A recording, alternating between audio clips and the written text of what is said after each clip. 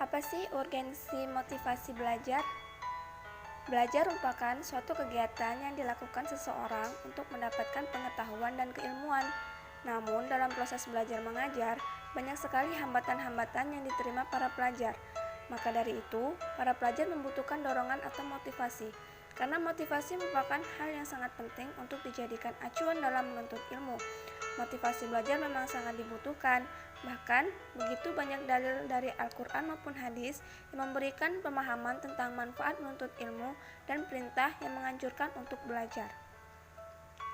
Dalam hadis, dapat kita jumpai berbagai ungkapan yang menunjukkan dorongan kepada setiap pelajar muslim dan mukmin untuk selalu rajin belajar.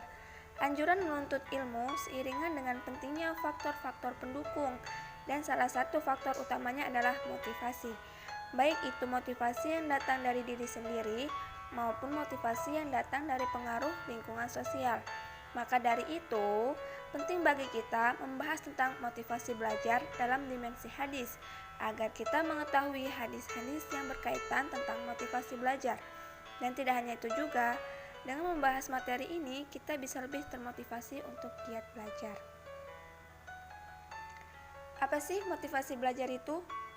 Kata motivasi berasal dari kata motif, yang berarti segala sesuatu yang mendorong seseorang untuk bertindak melakukan sesuatu. Dalam Kamus Besar Bahasa Indonesia, motivasi didefinisikan sebagai dorongan yang timbul pada diri seseorang untuk melakukan suatu tindakan dengan tujuan tertentu.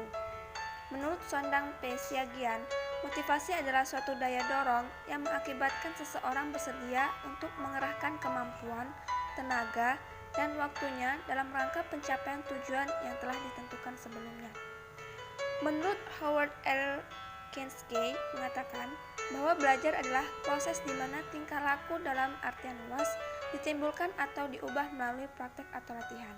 Jadi, dapat kita simpulkan bahwasanya motivasi belajar dapat diartikan sebagai segala sesuatu yang ditujukan untuk mendorong atau memberikan semangat pada seseorang yang melakukan kegiatan belajar agar menjadi lebih giat dalam belajarnya agar mencapai hasil yang maksimal. Nah, apa saja sih macam-macam motivasi belajar?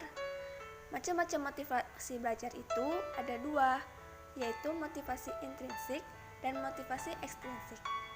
Motivasi intrinsik adalah motif yang menjadi aktif atau berfungsi tidak perlu dirangsang dari luar, karena dalam diri individu sudah ada dorongan untuk melakukan sesuatu. Contohnya, motivasi ini berasal dari diri sendiri yang merupakan sebuah keinginan untuk mencapai sesuatu yang dilakukan oleh seseorang. Yang kedua, motivasi ekstrinsik. Motivasi ekstrinsik adalah sebuah tujuan yang terletak di luar perbuatan itu, yakni tidak terkandung di dalam perbuatan itu. Contohnya dari luar diri seseorang, yaitu faktor orang tua, keluarga, lingkungan sosial, dan teman-teman sebayanya. Nah, selain dari macam-macam motivasi, motivasi juga mempunyai fungsi. Apa sih fungsi motivasi? Fungsi motivasi yaitu mendorong manusia untuk berbuat. Jadi, sebagai penggerak yang melepaskan energi. Motivasi dalam hal ini merupakan penggerak dari setiap kegiatan yang akan dikerjakan.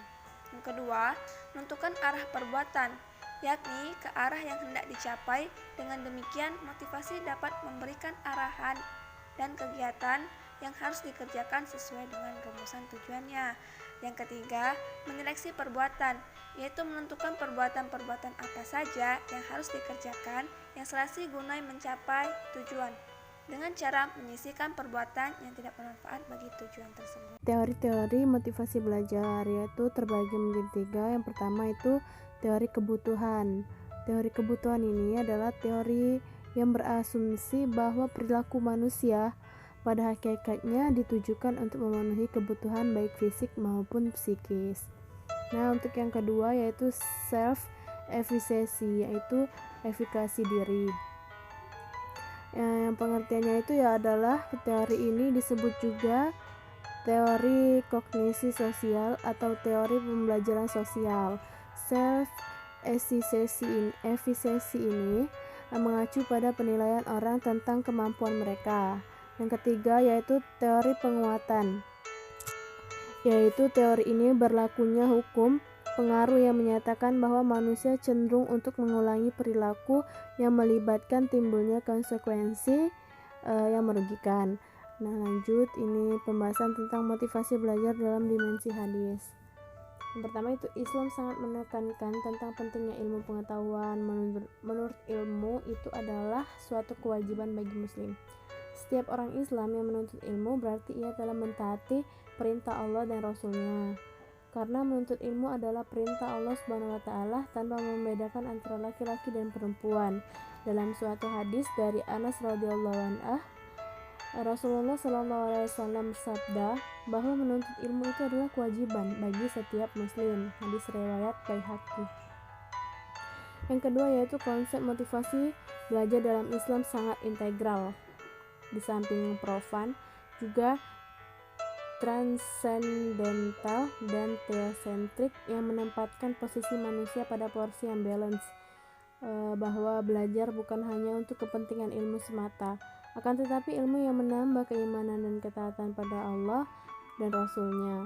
Belajar bukan hanya untuk ilmu yang dipelajari tidak hanya memberi manfaat bagi dirinya, akan tetapi juga masyarakat dan umat manusia pada umumnya. Ilmu yang bermanfaat tidak hanya bagi kehidupan di dunia, melainkan juga bermanfaat untuk kehidupan di akhirat kelak. Belajar dalam Islam memiliki dimensi tauhid, yaitu dimensi dialektika horizontal maupun ketundukan vertikal.